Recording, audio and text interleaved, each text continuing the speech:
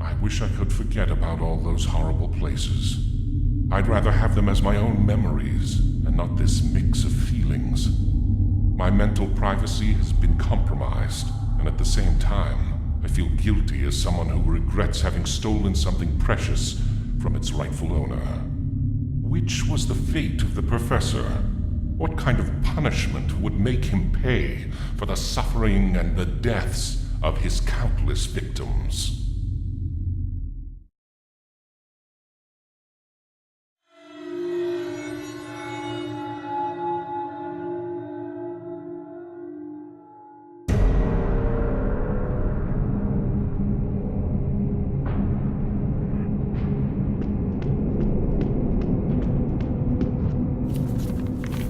Felix Lundberg, Gothenburg, Sweden, 1954.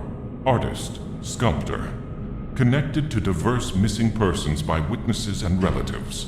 Doorway's investigations detected that he was one of the last persons to interact with the victims. The case has been kept under wraps, given his social status. He is a renowned sculptor and a consultant for the Royal Swedish Academy of Fine Arts, the place where several missing people were last seen.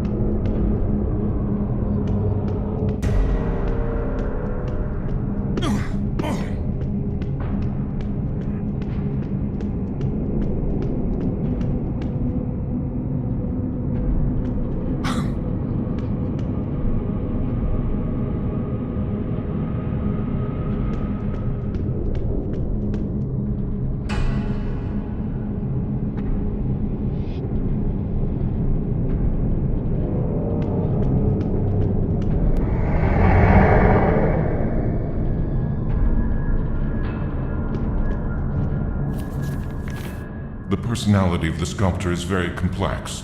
It has many layers, each one concealing the next. To discover them, one has to earn the trust of their owner and know which intimate mechanisms to trigger.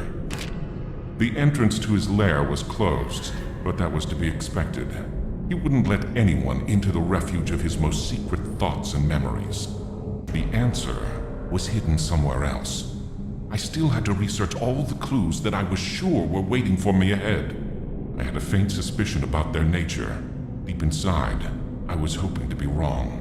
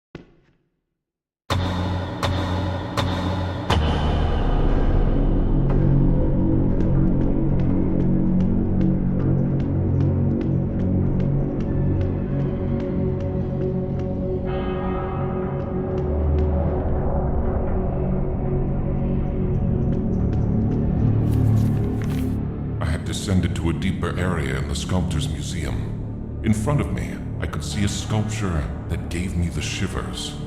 I couldn't understand exactly why, until I remembered where I'd seen it.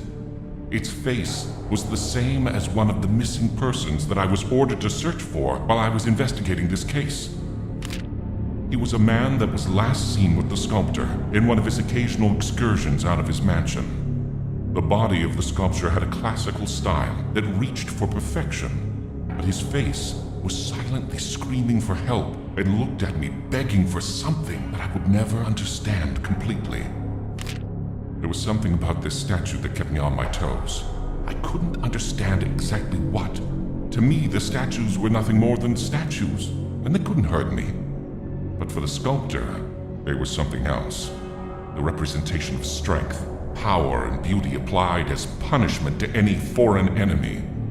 That feeling was overwhelming, and I slowly began to be afraid of the sculptures, but I couldn't take my eyes off them.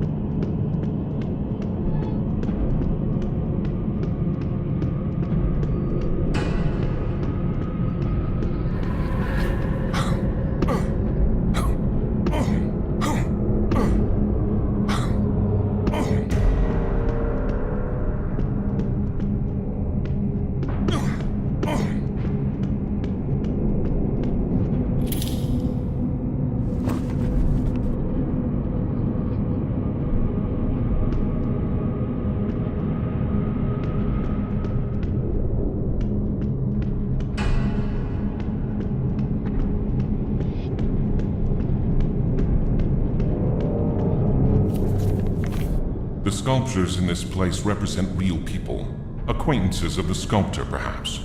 What catches my attention is how his mind has warped their proportions and musculature in the interest of achieving the aesthetic ideal that he considers perfection. I understand that he wanted to imprint his style in his work, but that's not the case here. He feels like he could change the work of nature, improving it in every aspect.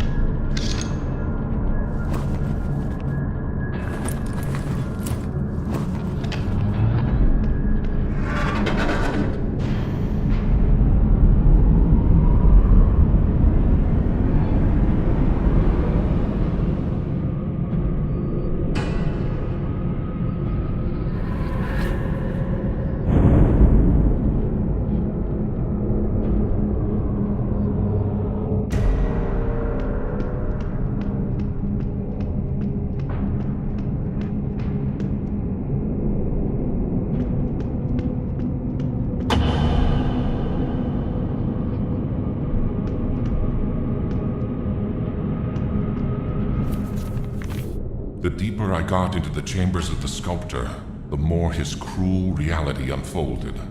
Again, I was able to recognize one of his alleged victims. I had seen the face in one of the pictures sent along with his profile by Doorways. He was an art model, disappeared from a nearby town. I watched it closely. This time, the whole body of the sculpture expressed horror. It was as if the sculptor wanted to capture his victim's panic, rejoicing in his power by doing so. Anyway, I had to acknowledge the fact that the quality of his technique was astonishing. The fidelity he achieved while sculpting each muscle, vein, and wrinkle was perfect. How did he manage that level of realism? Was the victim his model or his mold?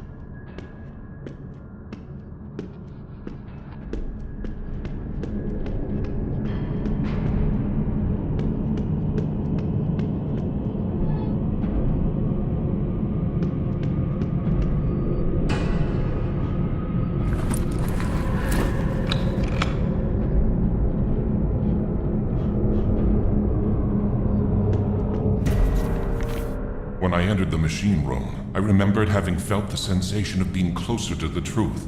From here, I could finally manage to unlock the entrance to the sculptor's subconsciousness. I have been recollecting fragments of his memories during this journey.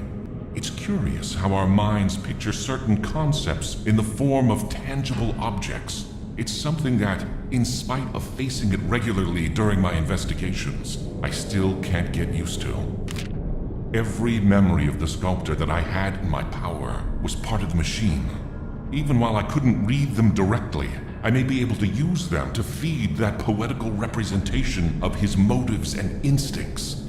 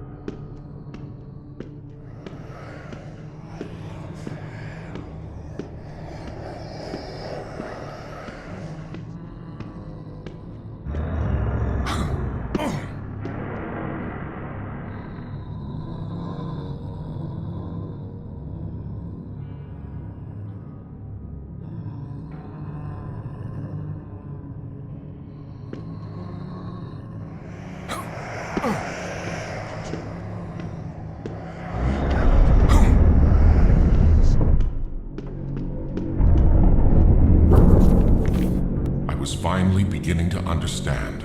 Some of the statues were the representation of power, perfection, and strength, applied to the other type of sculptures that probably represented his victims. It was him crushing his ego against his models, forcing them to mold his works, die instantly, and become part of his art forever. I had discovered that those sculptures weren't simple exhibitions, and that I was in danger. I was indirectly represented by the victims, something that I immediately hated for the position it put me in. But I had to identify with them, to survive, and to get him.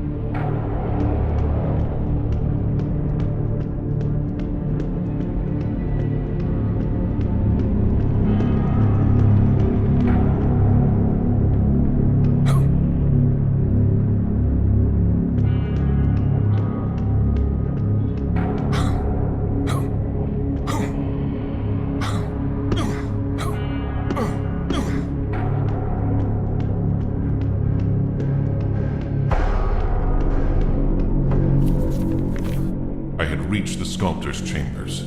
I couldn't believe that he saw himself that way.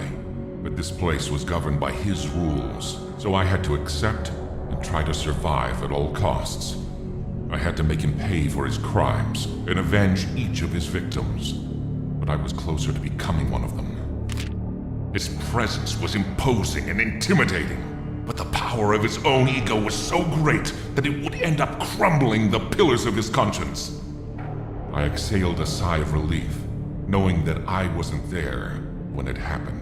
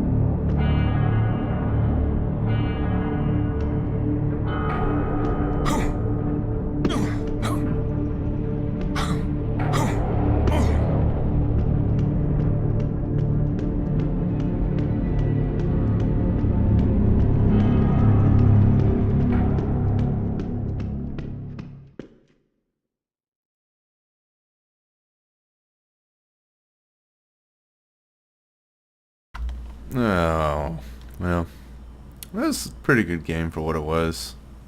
Um, the only complaint I had was I didn't like how the levels transitioned. Like, in Half-Life, when the levels are divided up and it has to load the next one, but they're really short.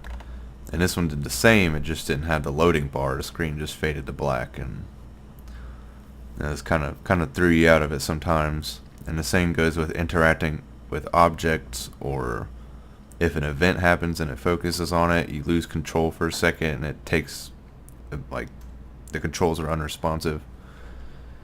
But overall, I mean, I can't wait for Chapter 3. I hope y'all enjoyed it, and I'll put it up whenever it comes out, so stay tuned. See y'all later.